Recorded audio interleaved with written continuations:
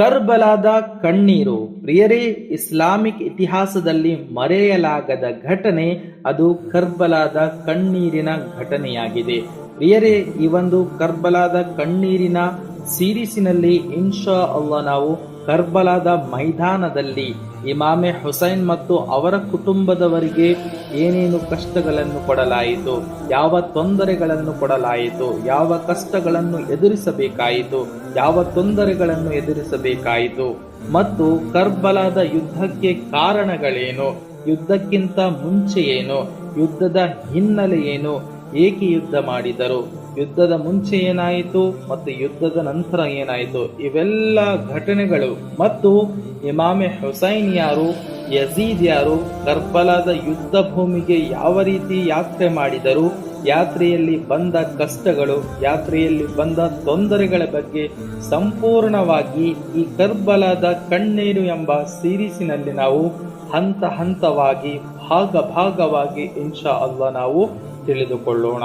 ಖಂಡಿತವಾಗಿ ಎಲ್ಲ ಭಾಗಗಳನ್ನು ನೋಡಿ, ಖಂಡಿತವಾಗಿ ತಪ್ಪದೆ ಈ ಒಂದು ವಿಡಿಯೋಗಳನ್ನು ನೋಡಿ ಕರ್ಬಲಾದ ಆ ಕಣ್ಣೀರಿನ ಕಥೆಯ ಬಗ್ಗೆ ನೀವು ತಿಳಿದುಕೊಳ್ಳಿ.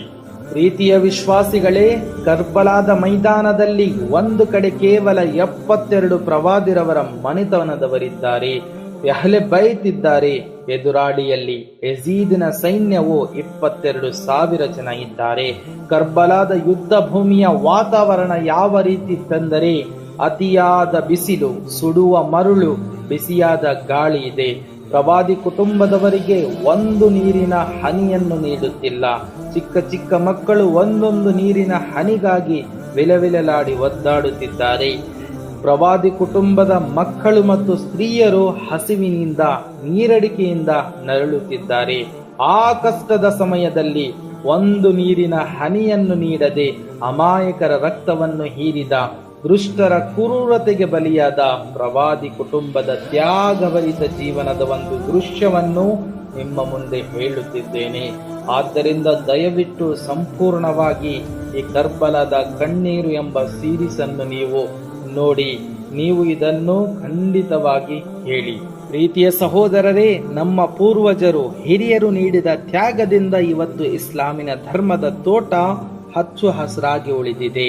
ಪ್ರೀತಿಯ ಪ್ರವಾದಿ ಮುಹಮ್ಮದ್ ಸಲ್ಲಲ್ಲಾಹು ಅಲೈಹಿ ವಸಲ್ಲಂ ರವರ ಪ್ರೀತಿಯ ಮಗಳಾದ ಫಾತಿಮಾ ಮತ್ತು ಮೌಲಾ ಅಲಿರವರ ದಂಪತಿಗಳಿಗೆ ಅರಳಿದ 2 ಪುಷ್ಪಗಳೇ ಹಜರತ್ ಹಸನ್ ಮತ್ತು ಹುಸೈನ್ ರವರಾಗಿದ್ದಾರೆ. ಪ್ರವಾದಿ ಕುಟುಂಬದ ಹಿನ್ನೆಲೆ ಇಲ್ಲದೆ ಇಸ್ಲಾಮಿಕ್ ಚರಿತ್ರೆ ಪೂರ್ತಿಗೊಳ್ಳುವುದಕ್ಕೆ ಸಾಧ್ಯವಿಲ್ಲ. ಅದೇ ರೀತಿ ಅವರ ಮೇಲೆ ಗೌರವವಿಲ್ಲದಿದ್ದರೆ ಈಮಾನ್, ವಿಶ್ವಾಸ ಪೂರ್ತಿಗೊಳ್ಳಲು ಸಾಧ್ಯವೇ ಇಲ್ಲ. ಪ್ರಿಯ ಸಹೋದರರೇ, ಬನ್ನಿ ಹುಸೈನ್ ರದಿಯಲ್ಲಾಹು ಅನ್ಹು ರವರು ಯಾರು ಎಂದು ಇವತ್ತು ನಾವು ತಿಳಿಯೋಣ. ಅದೇ ರೀತಿ ಕ್ರೂರ ರಾಜ, ಕ್ರೂರ ವ್ಯಕ್ತಿ, ದುಷ್ಟ ವ್ಯಕ್ತಿ ಯಜೀದ್ ಯಾರು ಎಂದು ಈ ಒಂದು ವಿಡಿಯೋದಲ್ಲಿ ನಾವು ತಿಳಿಯೋಣ. ಇಡೀ ಖೈಬರ್ ರಣರಂಗವನ್ನು ನಡುಗಿಸಿದ ಧೀರ ಶೂರ ಸಯ್ಯದನಾ ಅಲಿ ರದಿಯಲ್ಲಾಹು ಅನ್ಹು ರವರ ಸುಪುತ್ರರಾಗಿ, ಸ್ವರ್ಗಲೋಕದ ಯುವಕರ ಸರದಾರರಾಗಿ ಇಮಾಮೆ ಹುಸೈನ್ ರದಿಯಲ್ಲಾಹು ಅನ್ಹು ರವರು 4ನೇ ಹಿಜ್ರಿ 5ನೇ ಶಅಬಾನ್ನಂದು ಮಕ್ಕಾದಲ್ಲಿ ಜನಿಸಿದರು. ಪ್ರಿಯ ಸಹೋದರರೇ, ಹಜರತ್ ಅಲಿ ರದಿಯಲ್ಲಾಹು ಅನ್ಹು ರವರು ಹೇಳುತ್ತಾರೆ, ಇಮಾಮ್ ಹಸನ್ ರವರು ತಲೆಯಿಂದ ಎದೆಯ ತನಕ ಪ್ರವಾದಿಯರಂತೆ ಕಾಣುತ್ತಿದ್ದರು. ಇಮಾಮ್ ಹುಸೈನ್ ರವರು ಎದೆಯಿಂದ ಪಾದದ ತನಕ ಪ್ರವಾದಿಯರಂತೆ ಕಾಣುತ್ತಿದ್ದರು. ಯಾರಾದರೂ ಪ್ರವಾದಿಯವರನ್ನು ನೋಡಬೇಕು, ಅವರಿಗೆ ಇಚ್ಛೆ ಇದ್ದರೆ ಇಮಾಮೆ ಹಸನ್ ಮತ್ತು ಇಮಾಮೆ ಹುಸೈನ್ ರವರಿಗೆ ನೋಡಿದರೆ ಸಾಕ್ಷಾತ್ ಪ್ರವಾದಿರವರನ್ನು ಕಂಡಂತೆ ಆಗುತ್ತಿತ್ತು. ಪ್ರೀತಿಯ ಸಹೋದರರೇ, ಪ್ರವಾದಿ ಸಲ್ಲಲ್ಲಾಹು ಅಲೈಹಿ ವಸಲ್ಲಂ ರವರು ಹಜರತ್ ಹಸನ್ ಮತ್ತು ಹುಸೈನ್ ರವರ ಬಗ್ಗೆ ಹೇಳಿದ್ದಾದರೂ ಏನು? ಹಸನ್ ಮತ್ತು ಹುಸೈನ್ ಇಹಲೋಕದಲ್ಲಿ ನನ್ನ 2 ಪುಷ್ಪಗಳಾಗಿದ್ದಾರೆ. ಹಸನ್ ಮತ್ತು ಹುಸೈನ್ ಸ್ವರ್ಗದ ಯುವಕರ ನಾಯಕರಾಗಿದ್ದಾರೆ. ಪ್ರಿಯ ಸಹೋದರರೇ, ಪ್ರವಾದಿ ಮುಹಮ್ಮದ್ ಸಲ್ಲಲ್ಲಾಹು ಅಲೈಹಿ ವಸಲ್ಲಂ ರವರು ಹೇಳಿದರು, ಹುಸೈನ್ ನನ್ನಿಂದ, ನಾನು ಹುಸೈನರಿಂದ. ಹುಸೈನ್ ರವರನ್ನು ಪ್ರೀತಿಸುವವನು ಅಲ್ಲಾಹನು ಅವನಿಗೆ ಪ್ರೀತಿಸುತ್ತಾನೆ. ಪ್ರೀತಿಯ ಸಹೋದರರೇ, ಹಸನ್ ಮತ್ತು ಹುಸೈನ್ ರವರ ಬಗ್ಗೆ ಪ್ರವಾದಿ ಸಲ್ಲಲ್ಲಾಹು ಅಲೈಹಿ ವಸಲ್ಲಂ ರವರು ಹೇಳಿದರು, ಅವರಿಬ್ಬರನ್ನು ಹಸನ್ ಮತ್ತು ಹುಸೈನರನ್ನು ಪ್ರೀತಿಸಿದರೆ ನನ್ನನ್ನು ಪ್ರೀತಿಸಿದಂತೆ. ಯಾರು ನನ್ನನ್ನು ಪ್ರೀತಿಸುತ್ತಾರೋ ಅವರನ್ನು ಅಲ್ಲಾಹನು ಪ್ರೀತಿಸುತ್ತಾನೆ. ಯಾರನ್ನು ಅಲ್ಲಾಹನು ಪ್ರೀತಿಸುತ್ತಾನೋ ಅವನನ್ನು ಸ್ವರ್ಗಕ್ಕೆ ಕಳುಹಿಸುತ್ತಾನೆ. ಅವರಿಬ್ಬರನ್ನು ದ್ವೇಷಿಸಿದರೆ ನನ್ನನ್ನು ದ್ವೇಷಿಸಿದಂತೆ. ನನ್ನನ್ನು ದ್ವೇಷಿಸಿದರೆ ಅಲ್ಲಾಹನು ಅವನೊಂದಿಗೆ ಕೋಪಗೊಳ್ಳುತ್ತಾನೆ. ಅಲ್ಲಾಹನು ಕೋಪಗೊಂಡರೆ ನರಕಕ್ಕೆ ಕಳುಹಿಸುತ್ತಾನೆ. ಪ್ರೀತಿಯ ಸಹೋದರರೇ, ಪ್ರವಾದಿ ಮುಹಮ್ಮದ್ ಸಲ್ಲಲ್ಲಾಹು ಅಲೈಹಿ ವಸಲ್ಲಂ ರವರು ಹಸನ್ ಮತ್ತು ಹುಸೈನರವರಿಗಾಗಿ ಈ ರೀತಿ ದುಆ ಮಾಡುತ್ತಾರೆ. ಓ ಅಲ್ಲಾಹನೇ, ನಾನು ಅವರನ್ನು ಪ್ರೀತಿಸುತ್ತೇನೆ, ಅವರಿಬ್ಬರನ್ನು ನೀನು ಪ್ರೀತಿಸು. ಹಜರತ್ ಇಮಾಮೆ ಹುಸೈನರವರ ಮರಣದ ಬಗ್ಗೆ ಪ್ರವಾದಿ ಸಲ್ಲಲ್ಲಾಹು ಅಲೈಹಿ ವಸಲ್ಲಂ ರವರಿಗೆ ಮೊದಲೇ ಗೊತ್ತಿತ್ತು. ಒಂದು ದಿನ ನನ್ನ ಸಮುದಾಯದವರೇ ನನ್ನ ಹುಸೈನರವರನ್ನು ಶಹೀದ್ ಮಾಡುತ್ತಾರೆ, ಅವರನ್ನು ಕೊಲ್ಲುತ್ತಾರೆ ಎಂದು ಈ ಮಾತು ಪ್ರವಾದಿ ಸಲ್ಲಲ್ಲಾಹು ಅಲೈಹಿ ವಸಲ್ಲಂ ರವರಿಗೆ ಮೊದಲೇ ತಿಳಿದಿತ್ತು. ಒಮ್ಮೆ ಉಮ್ಮೆ ಫضಲ್ ರದಿಯಲ್ಲಾಹು ಅನ್ಹಾರವರು ಪ್ರವಾದಿ ಸಲ್ಲಲ್ಲಾಹು ಅಲೈಹಿ ವಸಲ್ಲಂ ರವರ ಬಳಿ ಬಂದು ಕೇಳುತ್ತಾರೆ, ಯಾ ರಸೂಲಲ್ಲಾಹ್ ಸಲ್ಲಲ್ಲಾಹು ಅಲೈಹಿ ವಸಲ್ಲಂ, ನಾನು ನಿನ್ನೆ ರಾತ್ರಿ ಒಂದು ಕೆಟ್ಟ ಕನಸನ್ನು ಕಂಡಿದ್ದೇನೆ, ಕೆಟ್ಟ ಸ್ವಪ್ನವನ್ನು ಕಂಡಿದ್ದೇನೆ. ನಿಮ್ಮ ಪಾವನ ಶರೀರದ ಒಂದು ಅಂಗ ಕತ್ತರಿಸಿ ನನ್ನ ಮಡಿಲಲ್ಲಿ ಇಡಲಾಯಿತು. ಇದರ ರಹಸ್ಯವೇನು ಎಂದು ಕೇಳಿದಾಗ ಪ್ರವಾದಿ ಸಲ್ಲಲ್ಲಾಹು ತಆಲ ಅಲೈಹಿ ವಸಲ್ಲಂ ರವರು ಹೇಳಿದರು, ನೀನು ಒಳ್ಳೆಯ ಕನಸನ್ನು ಕಂಡಿದ್ದೀಯಾ. ಬೇಬಿ ಫಾತಿಮಾರವರಿಗೆ ಗಂಡು ಮಗು ಆಗಲಿದೆ. ಪ್ರಿಯರೇ, ಅದ್ಭುತವೇನೆಂದರೆ ಅವತ್ತಿನ ದಿನವೇ ಫಾತಿಮಾ ರದಿಯಲ್ಲಾಹು ಅನ್ಹಾರವರಿಗೆ ಹುಸೈನ್ ರವರು ಹುಟ್ಟುತ್ತಾರೆ. ಫಾತಿಮಾರವರು ಹುಸೈನ್ ರವರಿಗೆ ಜನ್ಮವನ್ನು ನೀಡುತ್ತಾರೆ. ಪ್ರವಾದಿ ಸಲ್ಲಲ್ಲಾಹು ಅಲೈಹಿ ವಸಲ್ಲಂ ರವರು ಮುಂದುವರಿಸುತ್ತಾ ಹೇಳುತ್ತಾರೆ, ನಿಶ್ಚಯವಾಗಿಯೂ ನನ್ನ ಸಮುದಾಯದ ಜನರು ನನ್ನ ಮಗುವನ್ನು ಕೊಲ್ಲುತ್ತಾರೆ, ಶಹೀದ್ ಮಾಡುತ್ತಾರೆ ಎಂದು ಜಿಬ್ರಾಯೀಲ್ ರವರು ಹೇಳಿದ್ದಾರೆ. ಅದಲ್ಲದೆ ರಕ್ತ ಮಿಶ್ರಿತ ಮಣ್ಣನ್ನು ನನ್ನ ಬಳಿ ಜಿಬ್ರೀಲ್ ತಂದಿದ್ದಾರೆ ಎಂದು ಪ್ರವಾದಿ ಸಲ್ಲಲ್ಲಾಹು ಅಲೈಹಿ ವಸಲ್ಲಂ ರವರು ಹೇಳುತ್ತಾರೆ. ಪ್ರಿಯ ಸಹೋದರರೇ, ಪ್ರವಾದಿ ಮುಹಮ್ಮದ್ ಸಲ್ಲಲ್ಲಾಹು ಅಲೈಹಿ ವಸಲ್ಲಂ ರವರು ಹುಸೈನ್ ರದಿಯಲ್ಲಾಹು ಅನ್ಹು ರವರ ಗಲ್ಲವನ್ನು ಚುಂಬಿಸುತ್ತಾರೆ. ಹಜರತ್ ಜಿಬ್ರಾಯೀಲ್ ರವರು ಬೇಸರದೊಂದಿಗೆ ಹೇಳುತ್ತಾರೆ, ಯಾ ರಸೂಲಲ್ಲಾಹ್, ತಾವು ಯಾವ ಗಲ್ಲವನ್ನು ಪ್ರೀತಿಯಿಂದ ಚುಂಬಿಸುತ್ತಿದ್ದೀರೋ ಆ ಗಲ್ಲದಲ್ಲಿ ಶತ್ರುಗಳ ಖಡ್ಗ ಇಳಿಯಲಿದೆ.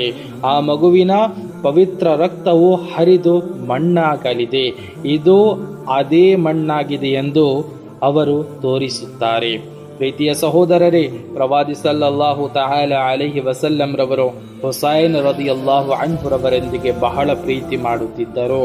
ಹಜರತ್ ಹುಸೈನ್ ರವರನ್ನು ಯಾವಾಗಲೂ ಚುಂಬಿಸಿದರೆ ಗಲ್ಲವನ್ನು ಚುಂಬಿಸುತ್ತಿದ್ದರು.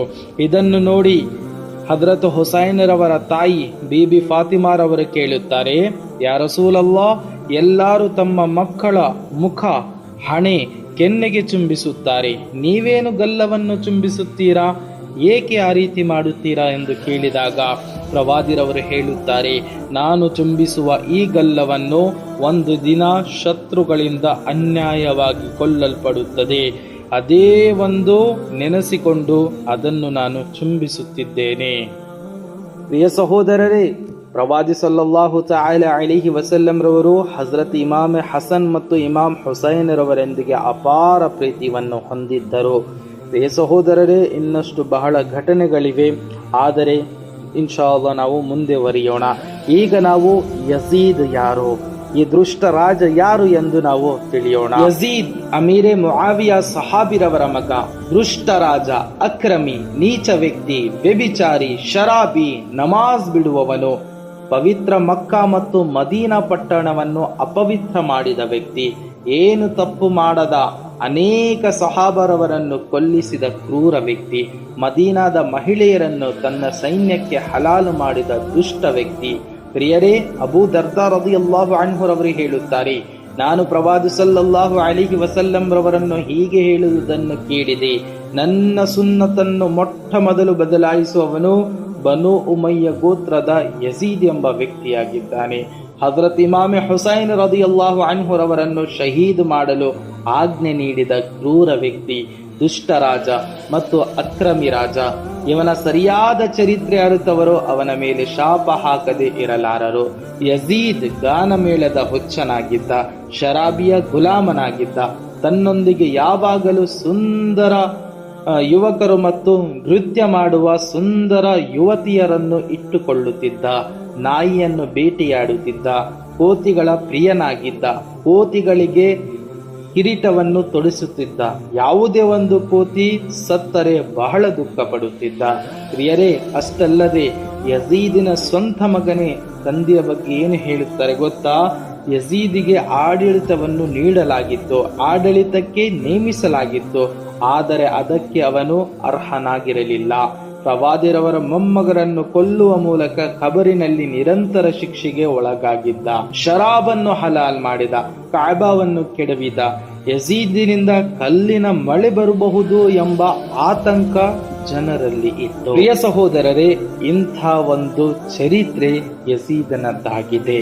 ಕ್ರೂರಿಯಾಗಿದ್ದ, ಬಹಳ ಕೆಟ್ಟ ವ್ಯಕ್ತಿಯಾಗಿದ್ದ. ಆದರೆ ಪ್ರಿಯ ಸಹೋದರರೇ, ಇನ್ಶಾ ಅಲ್ಲಾ ಈ ಒಂದು ಕರ್ಬಲಾದ ಕಣ್ಣೀರಿನ ಸೀರೀಸ್ ಮುಂದುವರಿಯುತ್ತದೆ. ಬರುವ ಭಾಗದಲ್ಲಿ ಇನ್ಶಾ ಅಲ್ಲಾ ನಾವು ಯಜೀದ್ ಯಾವ ರೀತಿ ಅಧಿಕಾರಕ್ಕೆ ಬಂದ ನಂತರ ಏನೇನಾಯಿತು, ಅದಾದ ನಂತರ ಇಮಾಮ್ ಹುಸೈನ್ ರದಿಯಲ್ಲಾಹು ಅನ್ಹುರವರು ಮದೀನಾದಿಂದ ಮಕ್ಕಕ್ಕೆ ಏಕೆ ವಲಸೆ ಹೋದರು, ಮತ್ತೆ ಮಕ್ಕಾದಿಂದ ಕರ್ಬಲಾ ಭೂಮಿಗೆ ಯಾವ ರೀತಿ ಬಂದರು ಎಂದು ಇನ್ಶಾ ಅಲ್ಲಾ ನಾವು ತಿಳಿದುಕೊಳ್ಳೋಣ. ಅಲ್ಲಿಯವರೆಗೆ ನಮ್ಮ ಚಾನೆಲ್ ಅನ್ನು ಸಬ್ಸ್ಕ್ರೈಬ್ ಮಾಡಿ, ಬೆಲ್ ನೋಟಿಫಿಕೇಶನ್ ಅನ್ನು ಆನ್ ಮಾಡಿ. ಏಕೆಂದರೆ ಯಾವಾಗ ನಾವು ವಿಡಿಯೋವನ್ನು ಅಪ್ಲೋಡ್ ಮಾಡುತ್ತೇವೆ ಆಗ ಅದು ನಿಮ್ಮಲ್ಲಿ ತಲುಪುತ್ತದೆ.